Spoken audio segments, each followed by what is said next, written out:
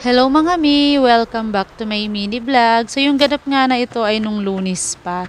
So na-cancel nga yung pasok dahil nga kay bagyong Enteng. Ayan. So ngayon nga ay magla-lunch prep ako mga mi at samahan nyo ako. So ang lulutuin ko lang ngayon ay giniling sa patatas at carrots. Ayan nga mga mi at hinihiwa ko na nga ng maliliit itong carrots at patatas. So ito lang nga isasahog ko. Pinabili ko nga lang nito si daddy at nakalimutan ko pa nga magpabili ng kamatis.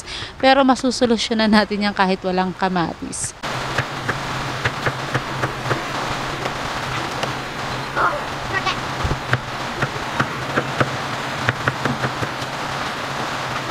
Matapos ko nga mahiwa mga mi yung carrots at saka patatas ay igigisa ko na nga itong bawang.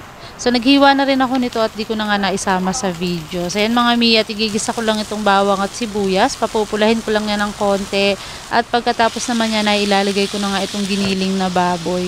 So ang ginagawa ko nga kapag nagluluto ako nito ay talagang pinipritong-prito ko itong giniling. Kasi ayoko nga nung hindi siya luto kapag nilagay yung sangkap dahil feeling ko nga ay malansa siya.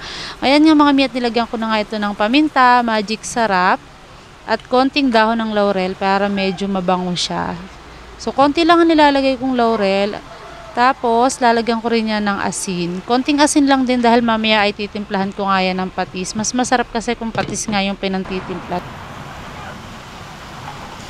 Ayan nga mga mi at nang medyo prito na nga itong giniling ay ilalagay ko na rin yung patatas at carrots. Ayan, sabay ko na nga silang ilalagay dahil ayoko rin naman ng lutong-luto itong carrots. Masarap kasi ito ay malutong-lutong pa kapag naluto itong ating ulam. So lalagyan ko lang din yan ng konting hot water at ito nga yung pamalit ko sa kamatis. Tomato paste na lang ang nilagay ko para magkaroon pa rin siya ng lasang kamatis. Kasi nga nakalimutan kong magpabili. So hahalu-haluin ko lang yan and then tatakpan ko na.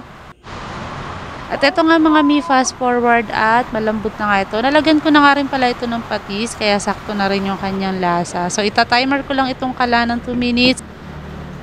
So eto nga mga mi, at nakaluto na nga ako ng tanghalian namin. So ito na nga lang yung ulam namin ngayong tanghalian. Masarap nga sana to kung may nilagang itlog ng pugo, pero wala nga kami ngayon. Kaya okay na muna yung ganito.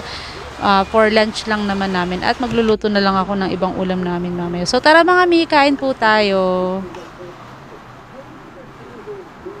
So dahil nga maulan mga mi, ayan at nagtimpla nga ako ng black coffee para mas masarap ang kain. So si Adam nga ang ulam niya ay chicken nuggets dahil ayaw nga niya nitong ulam namin.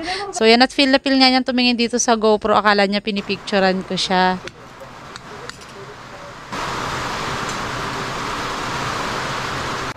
At syempre mga mi, pagkatapos nga namin kumain, ano pa ba ang susunod na gagawin? Syempre maghuhugas naman tayo ng pinagkainan. So yan mga mi, at samahan nyo nga muna ako mag-urong dito.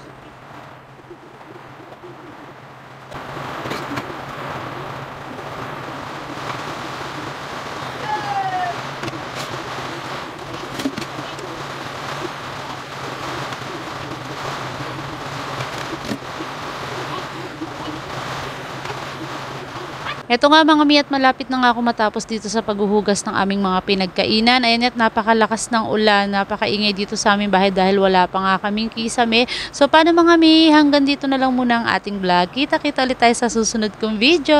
Bye!